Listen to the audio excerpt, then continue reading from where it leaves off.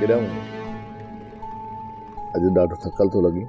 यार शहर वियोसि साइण ऐं नादर खान जे लाइ घर ॾिसण।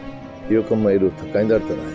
पोइ सदोरी खे ॻोल्हण जे लाइ आसपास जे शहरनि अस्पतालुनि ऐं जंहिं शहर में रश थींदी आहे उते सदोरी खे ॻोल्हण वियो। तोखे यार 1000 दफ़ा चयो अथमि सदोरी मरी वई ऐं मोल खे ॻोल्हबो न आहे। आख़िर तूं सम्झी छो नथो? इन नाकारी ज़हन सां छो थो सोची?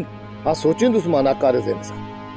अॻ में सदोरी असांखे कहिड़ा भोसकीअ जा पटका ॿधराया आहिनि। इहो ज़रूरी त न आहे न जो सदोरी माज़ीअ में ग़लतियूं कयूं हुजनि ऐं उन्हनि ग़लतियुनि खे ॿीहर दोहराए। ईअं बि थी सघे थो त कंहिं दुश्मन सदोरीअ खे नाक बंदि कयो हुजे। हाणे सदोरी असांजी नाहे सदोरी असांजी। उनखे तलाश न कर। पर चई छॾियो लोह ते लीक अची वई। अलाए छो मुंहिंजी दिलि नथी मञे परू।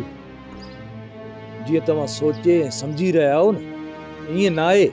मुंहिंजी दिलि थी चए त सदोरी मुसीबत में आहे। उनखे असांजी ज़रूरत आहे। तूं वञी ॻोल्ह भले सदोरी खे।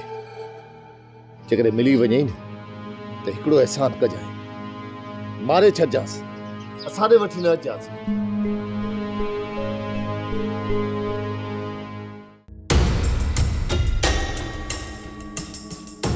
अरे वॾे साहब टे गाॾियूं जान मोकिलिया आहिनि।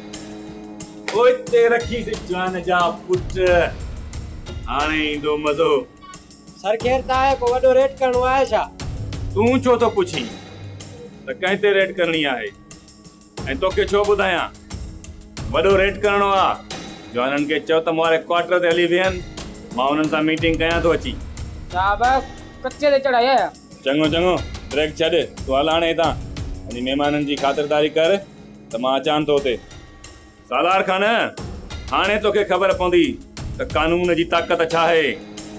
सालार खान तुंहिंजे घर में घिरी तोखे ॿुधाईंदुसि त कानून में केतिरी ताक़त आहे ऐं पोइ तोखे अहिड़ो बेइज़्तो कंदुसि जो सॼे ॻोठ में तूं कंध खणी घुमण जहिड़ो न रहंदे। मानी खाईंदी आहे? तोखे बुख लगी आहे? ठीक है तू परेशान न थी। मां तुझे लाइ मानी खणी थी अचां। परेशान न थी।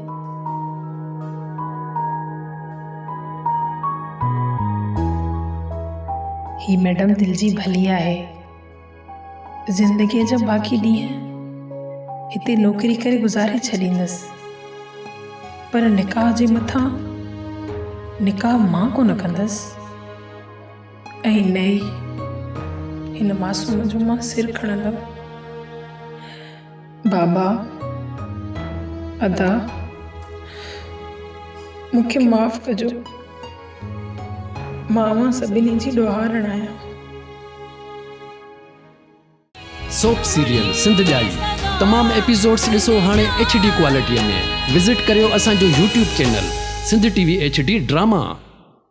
सब्सक्राइब कयो असांजो official YouTube channel Sindh TV HD drama ऐं वधीक अपडेट लाइ बेल आइकन खे क्लिक करियो।